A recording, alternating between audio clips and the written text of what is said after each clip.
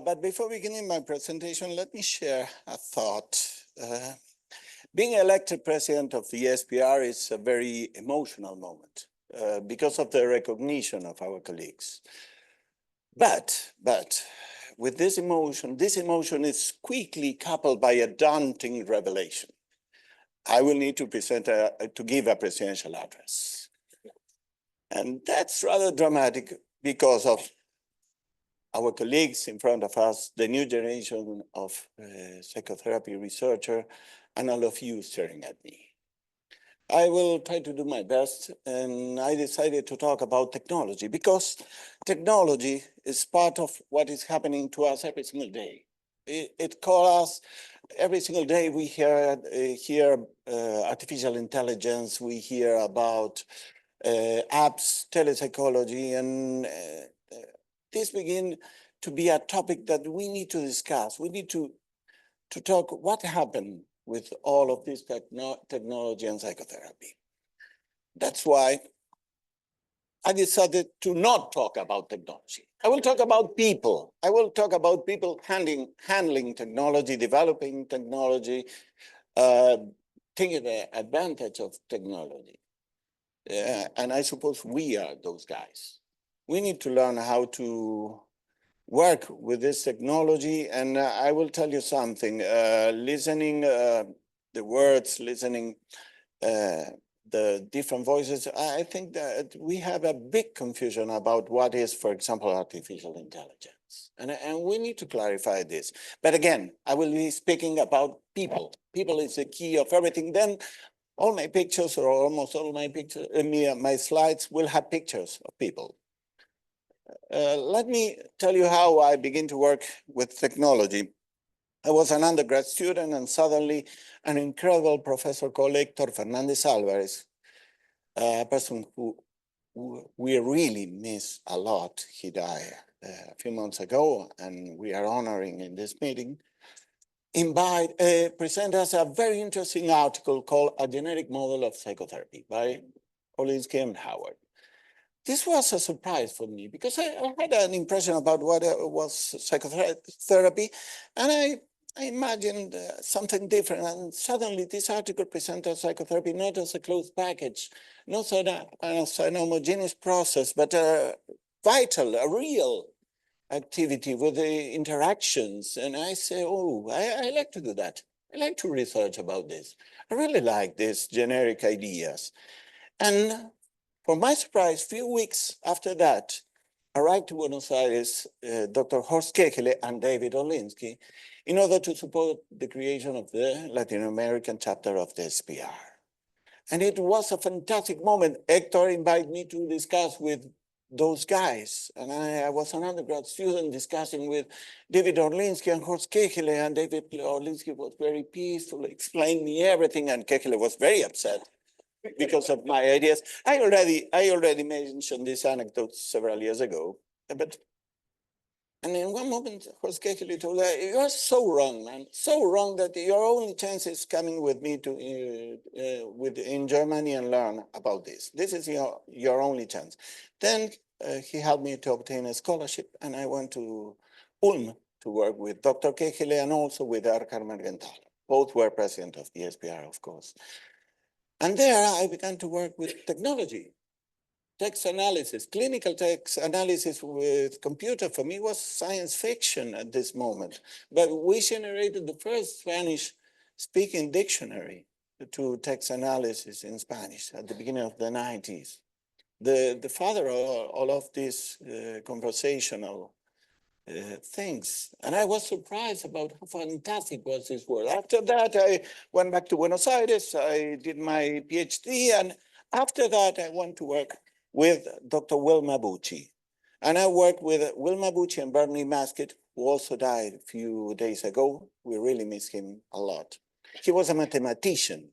And we worked together about the referential process and the concept of Wilma Bucci, but a special concept that I really like, that is a mathematical convolution that allows us to understand the text, not as small pieces of chunks, but as sequential understanding. And this was, again, a fantastic insight for me, because I found that with technology, I could obtain a lot of information, a variety of information that I never imagined that I could. Actually, when we think about what can we do with technology in terms of psychotherapy, it's fantastic. We can analyze a lot of things about psychotherapy, since the diagnosis till the follow-ups. We can trace the whole process of psychotherapy using technology. And also with technology, we can do more research, because we can include the research in terms of the process and outcome study, or use the technology to study the technology. And then we can analyze, for example, what happened in the internet.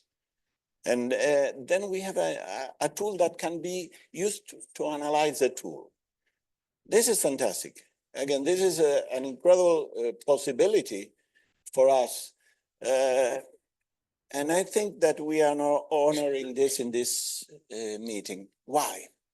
If you observe the scientific program, we have more than 500 presentations, and 10% of those presentations talk about technology. This is a dream for me. I remember when in the 90s we were presenting those articles were very weird in terms of the rest of the presentation. Now, more than 10% of the articles are about technology. And we have some fantastic titles. For example, there is a structured discussion about "I don't want to talk to a robot." Yes, it's a fantasy, it's a dystopian fantasy about being replaced by a robot, or losing the human contact. I really want to be there. Or this morning, for example, we have Adam Horvath presentation about artificial intelligence. A lot of interesting articles about artificial intelligence and comparison between human psychotherapists and virtual psychotherapists. We are talking about the technology today. We are talking about what is going on today, and it's fantastic. I'm really eager to be everywhere. I don't know how we'll do it. And, or for example, the use of large language analysis models, or for example, the use of ChatGPT, the thing that we are talking about. And this is not true. This is only the top of the iceberg. Let me ask you a rhetorical question. How many of you use artificial intelligence to translate your work in order to be here, or to reshape your works in order to be presented, or to send an article to publish?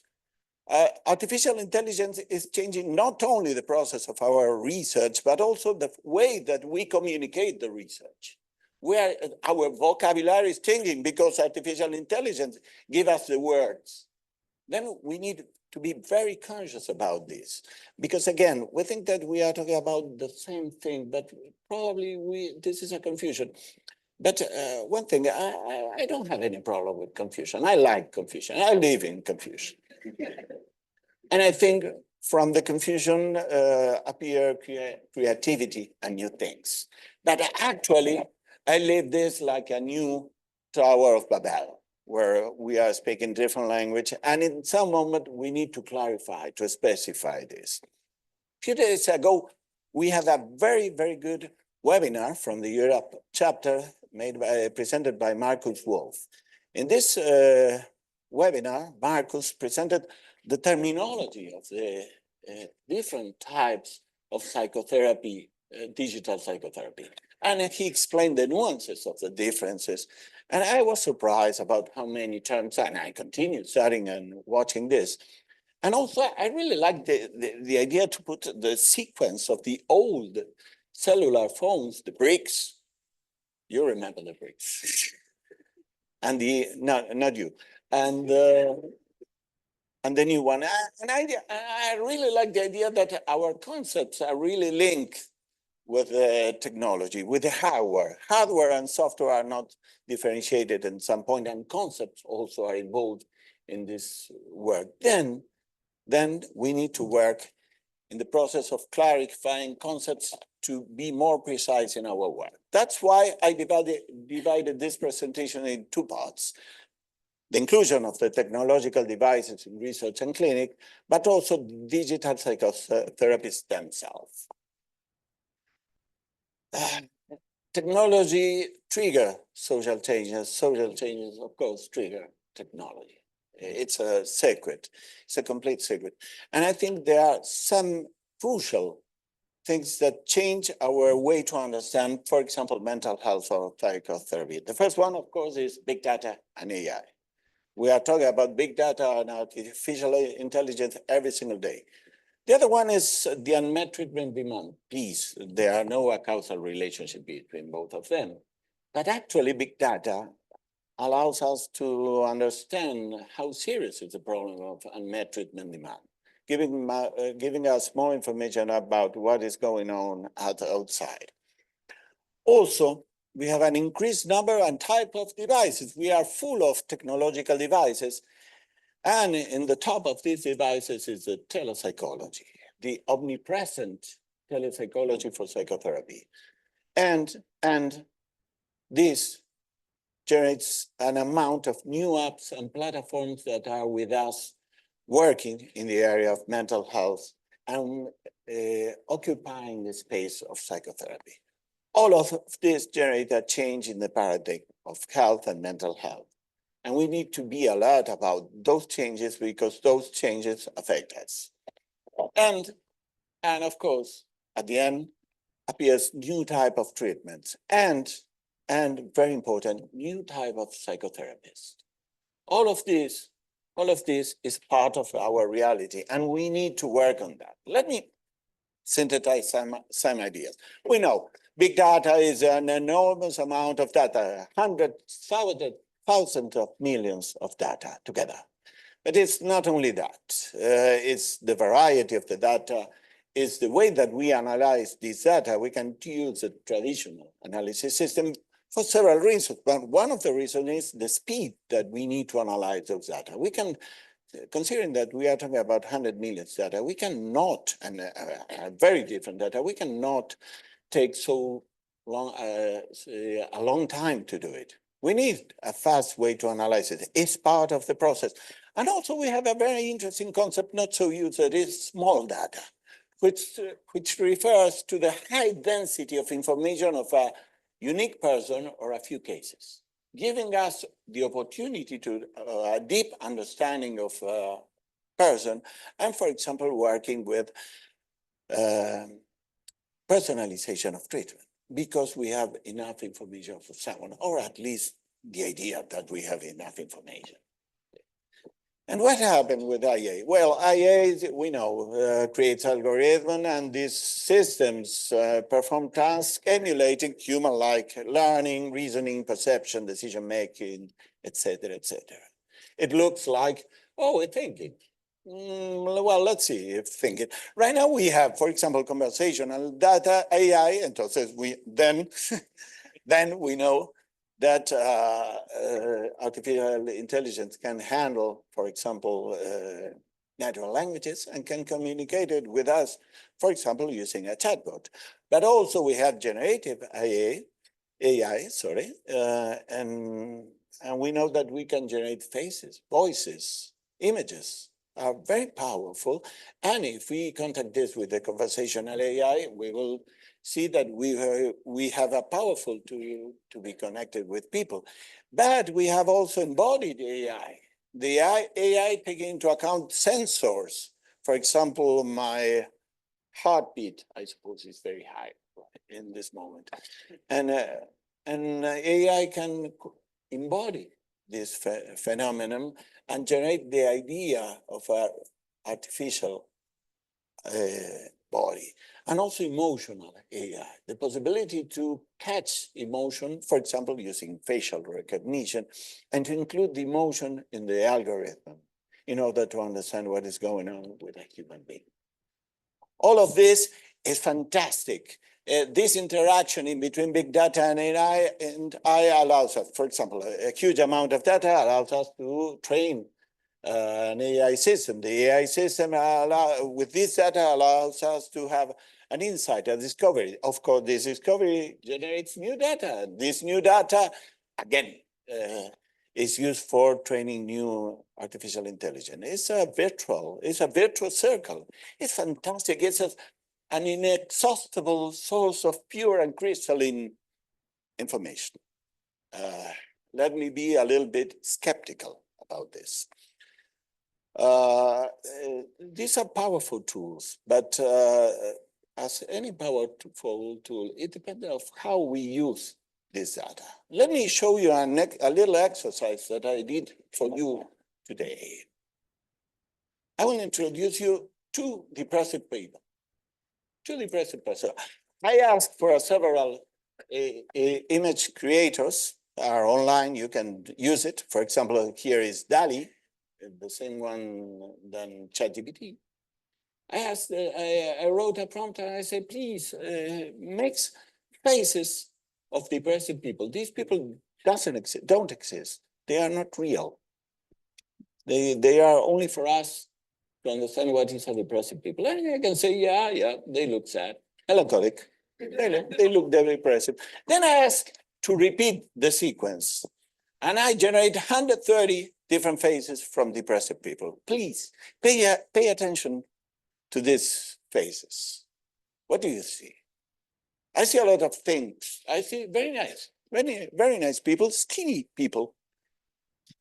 I see serious faces, of course, melancholic faces, but I see a lot of patterns and a lot of very interesting and risky patterns. If we analyze this, we discovered that 72 women, 53 men, 5 non-binary, more than 120 Caucasian, 0 elderly guy, 0 children, 0 obese, no balls. That's a very good news.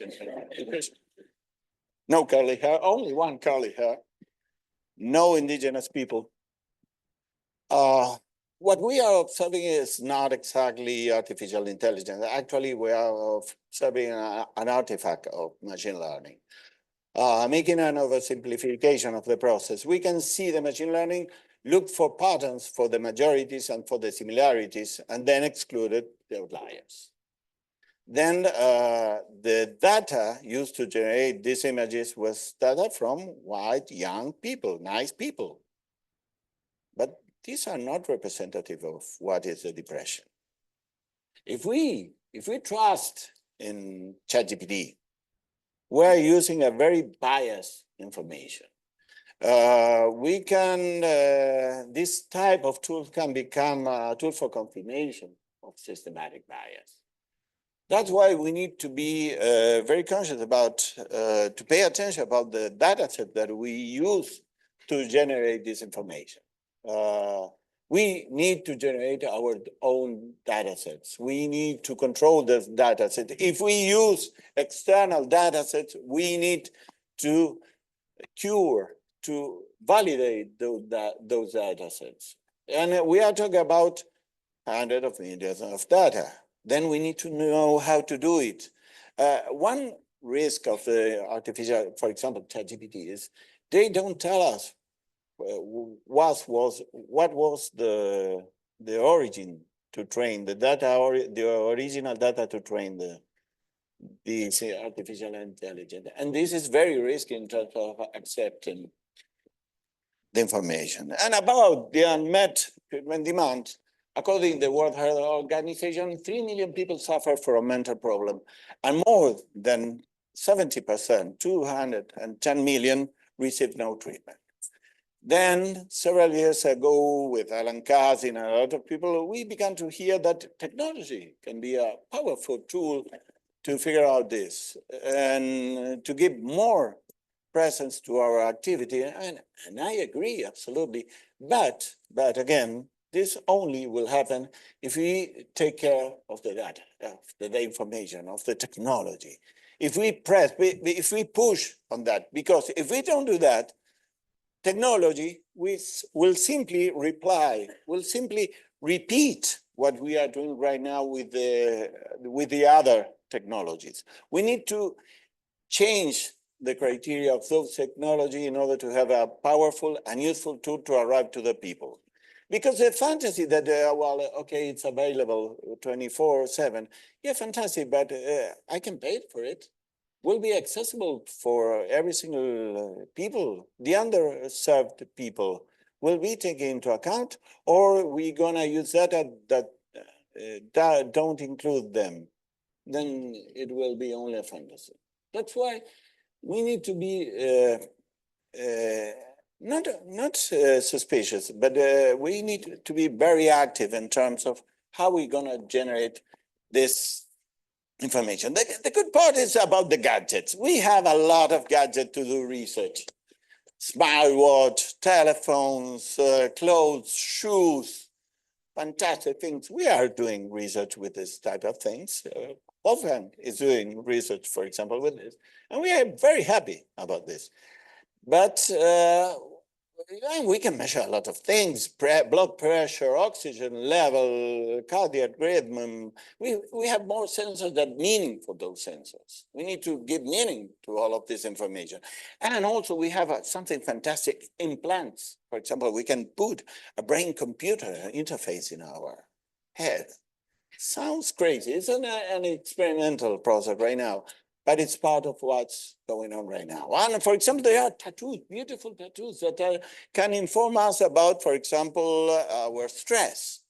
And they are very powerful tools for people who cannot understand what is going on with them. Then we have a lot of things, but again, we need to understand what means all of this information. The telepsychotherapy, that's fantastic. Think, 4 years ago, the quarantine, the pandemia, the psychotherapy suffered the biggest technical and dramatical change in its complete history. Suddenly, all of us migrate to a telepsychotherapy setting. This was fantastic. Actually, it was fantastic. It was a demonstration of adaptability. We were there for our patients. This is very, very important. But what we don't know is what happened with this. It was really efficacy. It was efficacious. I don't know how to say. The only study that I could find about this was the Wolf and Lutz study about the impact of switching from face-to-face to remote therapy. And actually was a very, very positive results, in my opinion. We need more information, but we are doing right now. Some people never went back to the offices. Some people simply stay outside the offices. Then we need to understand if this process is a positive process or not. And about news apps and platform. If you open your watch, your phone, you will have in between 15,000 and 30,000 of apps talking about mental health, with a very, very different approach, working in very different pathologies. It is fantastic to double check this. And it's an amount of information incredible. But who prepares these apps? Are really scientifics, clinicians working on that, or are companies trying to grab information, personal information, to generate new data sets for big data? What are the standards for the creation or the validation of those apps? And if we have an app, what should I do to promote the use of the app? Also, the scalability, the stability of the app. If they change the operative system of my phone, I lost the app? Well, yeah. What's the lifespan of an app? There are a lot of questions there, and we need to think about this because it's changing our life. I'm talking about psychotherapists. Our patients, our clients are using these apps, or we need to know what is going on with this. And all of these generate a change in the paradigm. Our patients used to finish the sessions and went back to their home and appear the next session. During this period, nothing happens. Now we have a continuous. The therapist and the patient, or the app, continues working in every single moment. And that makes the client more proactive, sending us, for example, 120 messages in a couple of hours. Okay, then we need to talk about the contract and what we're going to do with the technology, but also finish being a system more client-centered, more patient-centered. And we need to pay attention of this data because this change of paradigm, again, changed the treatment. We have new type of treatment. We have the environmental monitoring interventions that are provided to people during their everyday life in real time, in natural settings. And this is a different approach. And we work different because of things like that. But also we have new therapists that are only trained in technology. Then they never saw a patient directly but through technology. I cannot tell you how hard for me is to talk with someone who says, I'm a psychotherapist, but I never saw a patient in person.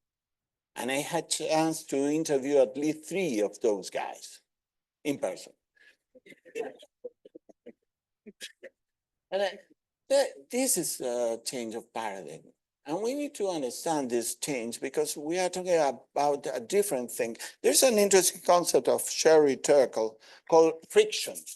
She mentioned the necessity of friction in the interpersonal relationship.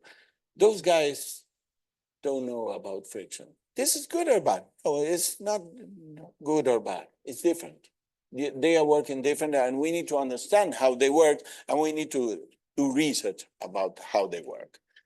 Then going back to the point is, all of these situations generate a new type of digital, or a new type of psychotherapy, the digital psychotherapy. Again, as Marcus Wolf mentioned, we are not pretty sure how to call it, the phenomenon. And actually it's very hard to define what is digital psychotherapy. We can think that it's a psychotherapy that uses digital tools, or itself is a therapeutic action, which is a technological tool. But it's a rather obscure definition. We need to work exactly what it's inside this definition, how it works, this definition, if we will accept or not this type of definition for our task. A lot of mental health applications are not psychotherapy, but are tools useful for psychotherapy. If we analyze, we can find 3 different layers, very different layers. The low layers is the traditional psychotherapist, including non-specific technology, for example, telepsychotherapy, or for example, messaging to the patient. And this is a very common tool for traditional psychotherapy. But we don't know if the inclusion of these tools is better or not. We couldn't study yet this. Maybe it's time to begin studies about that. Or the second level is the inclusion, the addition of a specific technology in the treatment. Then we have, for example, a leading therapist including a helmet of virtual reality for the treatment of post-traumatic stress disorder, or different technology designed for this moment. And after that, we have a lot of automatic programs without a leading psychotherapy. Only a connection with the technology and the person suffering, asking for help. And the interesting point is the 3 levels shows efficacy.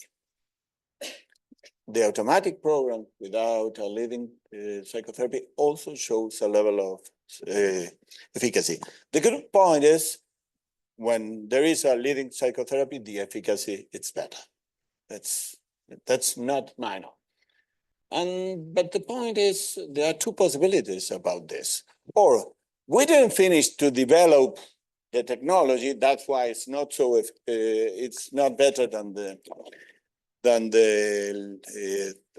psychotherapy with with the technology with a leading psychotherapy, or the psychotherapist brings a differential to the process, the creativity, the unexpected reaction of a psychotherapist. Actually, I think about the second one. I think that the human factor is an unexpected human factor. Let me mention one of the most weird results that I obtained during the last year. This was a study that I made with Malena Brown 8 years ago. I asked in Latin America, it's a general study in Latin America about therapists Googling their patients, searching for personal information in the web. Yeah, you laugh. Yeah, you're laughing, but 35% of the therapists search for personal information of their patients. And it doesn't matter the theoretical framework, it doesn't matter the expertise, it matters the experience. Everyone, 35%. And this number is still working. I didn't do it after the pandemic. I will repeat this question in order to see what's going on right now. But when we ask what happened, why are you doing such a thing? Why are you searching? They ask to find out. Curiosity, to corroborate. Security, safety. Well, who is entering to my office? And that makes me think it is interesting to discuss about the ethical and legal aspects of this point, but this is a different discussion. I'm pretty sure that those guys imagine that in the virtual reality, they can, in this digital reality, they can find useful information for their treatment. This is the unexpected action of a therapist. They were doing something that they were not trained to do that. The trainers of the institution, when I showed these results, say, no, I didn't teach that. There are some of them here listening to me. In their institution happens this. But then we have here the unexpected thing. We are here the weird action of a human being bringing a different sense to the things. And in order to catch this, in my opinion, we need to generate a new model of psychotherapy, including the digitality. Then, going back to my origins, I propose here a generic model of digital psychotherapy. With a more relaxed David Orlinsky with a daiquiri in his hand, he sent me the picture to include it here.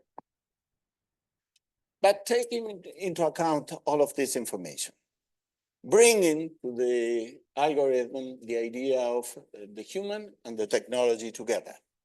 Let's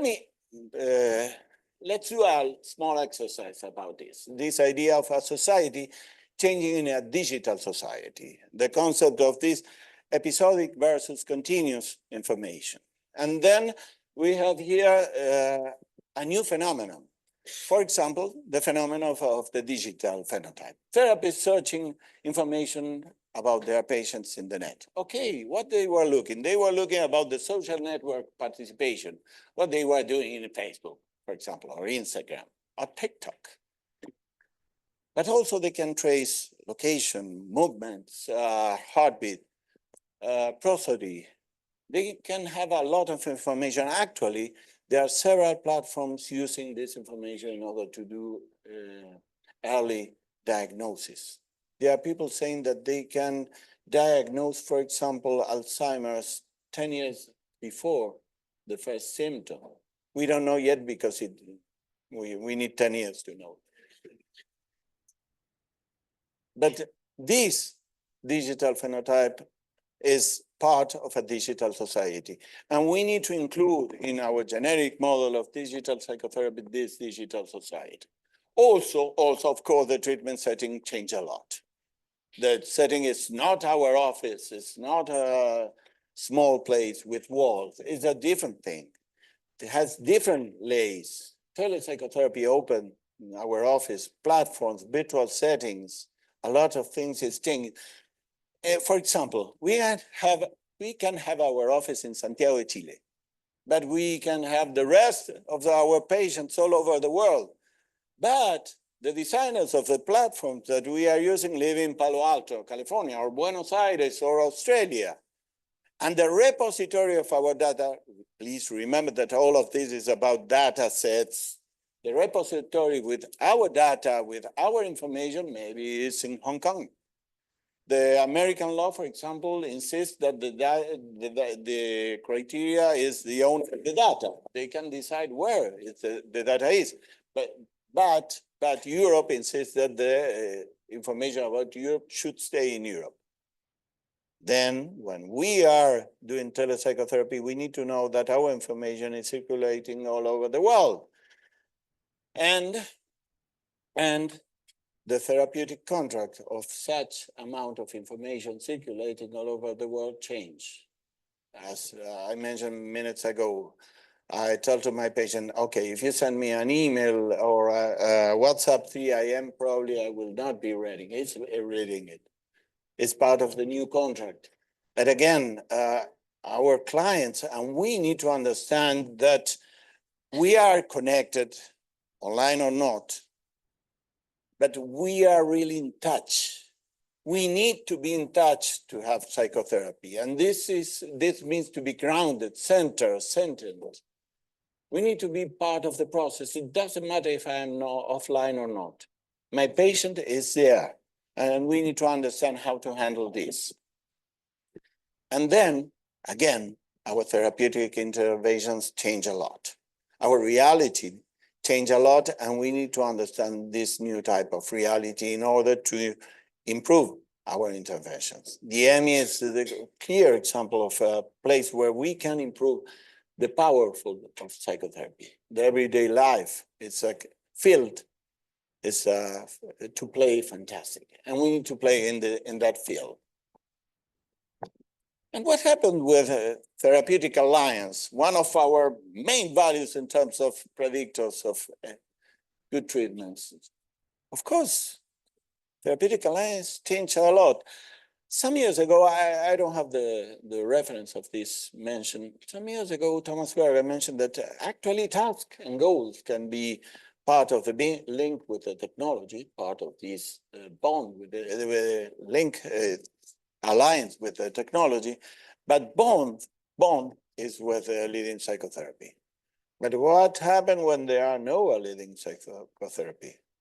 It's lost, this bond, or this bond is transformed in a different thing? We don't have any answer yet. We didn't study about this. Think the young researchers, how many things you have to do? Here you have a new one. Okay, this image is real. It's so real that it's only 6 blocks from here in the Oakland Art Gallery. It's not an artificial intelligence image. It's generated by a Canadian artist. And it's a beautiful village. And this is what I want to have. There is an old African proverb that I really like a lot that says it takes a village to raise a child. The child is the technology in psychotherapy. We are the village. We are the guys in charge of raise this child. We need the programmers, we need mathematicians.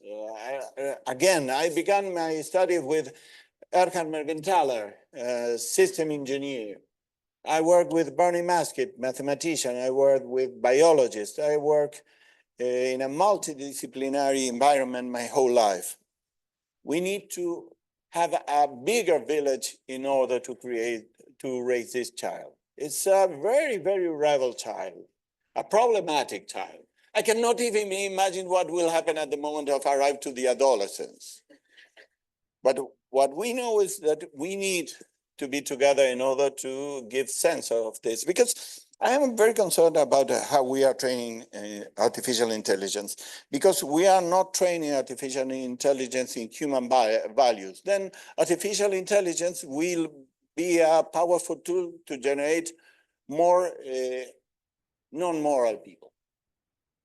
And in my opinion, as a psychotherapist, as researchers, we need to raise a moral criteria, an ethical criteria to include in artificial intelligence. That's why my presentation is oriented to this, to raise a child together, the younger, the not so youngers.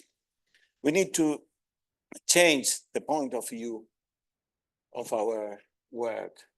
We need to invest a lot of effort first generating formal definitions. We can't continue without a good definition about what is digital psychotherapy. Also, again, we need to include ethical criteria in the artificial intelligence. And for that, We need more qualitative research in technology. We have almost no qualitative research about technology. Very fast, we need to include sense to our research. We need to include criteria to our research, and this is only possible with qualitative study. Databases are crucial. Databases are the hardcore, the core of all of these developments. And we are using small data sets or external data sets without a big knowledge about what is inside them. Then we need to generate new data sets or cure the data sets and validate them and share it. We need to begin to share the information, the data sets among us in order to have better information. We talk about artificial intelligence and decisions. And there are two big differences. The rules-based artificial intelligence and the generative artificial intelligence. Again, it's an oversimplification, but it's useful to understand. In one, the rules-based, we write the rules before the beginning, like Isaac Asimov saying the robot cannot be against a human, for example. No, that something like that. Then we write rules about what can the artificial intelligence say or not. On the other side, we have artificial intelligence operating with a generative model without any censorship, without any rule. We need to begin the interaction between those worlds. Why? Because the rules-based IA doesn't allow the personalization of treatment. And on the other side, generative IA can be very dangerous without any control.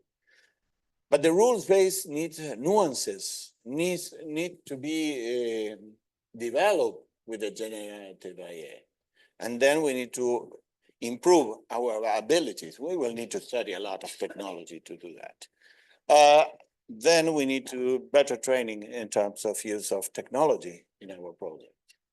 We right now, if you observe the scientific program, we have very, very sophisticated studies using technology. We are learning very fast, but we need to spread this knowledge to the rest of the SPR.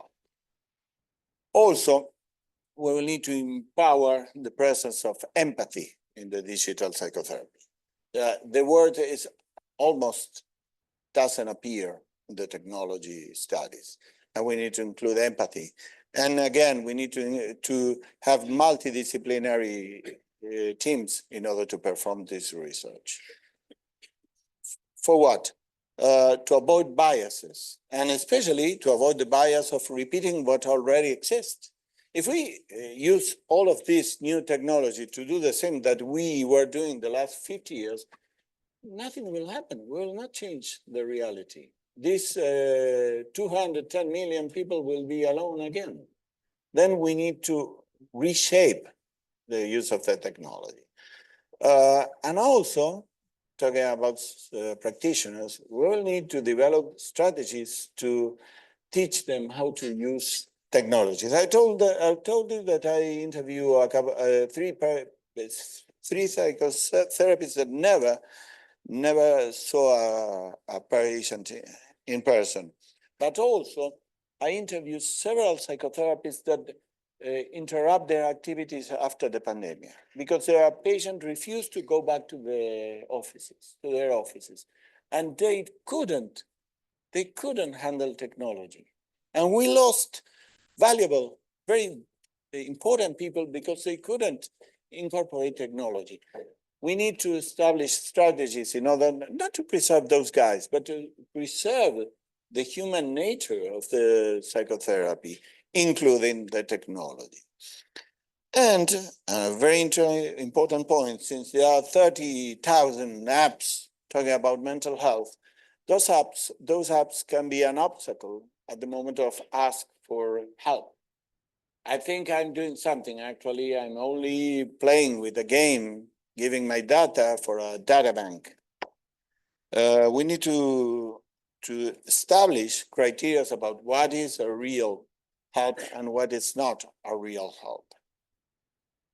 Basically, what I'm saying, it's a repetition of what Louis Castaway says 5 years ago in Buenos Aires. What we need to be, Louis, we need to be bold. We need to be bold because if we stay in our comfort zone, nothing will happen.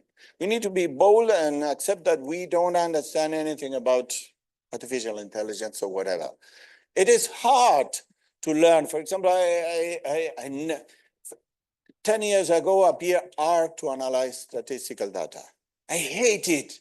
I hate it. I need to learn again. Programming. I hate programming. Again, I need to, and I have my team and they help me to use R, but I hate it. What can I do? Well, we need to be bold. Louis, do you allow me to repeat the word that you used in Buenos Aires? In Buenos Aires, Louis committed a beautiful mistake. He used an automatic system to translate bold and appeared the word negrita.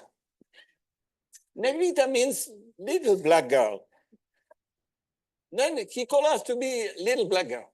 I really like it. I really like this confusion. Was fantastic. Was a creative confusion. I never forgot this. You know that I love this mistake because this mistake is a type of mistake that we need to cope with. We need to learn about what we do, how we do it. I cannot imagine how many times I repeat to my team, we need to be negrita. It's part of our mottos. I think that we need to be bold, as Louis said 5 years ago in Buenos Aires. Here you can say, for example, Louis, but also you can say Martín Gómez Penedo. Shigeru told that I spent a lot of efforts mentoring people. I'm a very lucky guy. I found incredible people. I was putting pictures of them, for example, Malinka Arias, and a lot of fantastic students that work with me and now are incredible psychotherapy researchers. And I think that this idea of a village raising a child is what we are doing right now. I heard 100 times SPR is like a family with the problems of a family, of course. But actually SPR is a place to raise a child. Psychotherapy researcher, technology is a place where we all learn a lot of things with one very simple idea. Everything will be fine. Robots will not control us. The artificial intelligence doesn't mean the end of the civilization. And actually, it doesn't mean that we're gonna lose our job. What we are trying to express is the idea that we are not trying to replace what we want to do. We don't want to enhance it. We want to go beyond our possibilities. That's it. This is what I want to share with you. Thank you very much.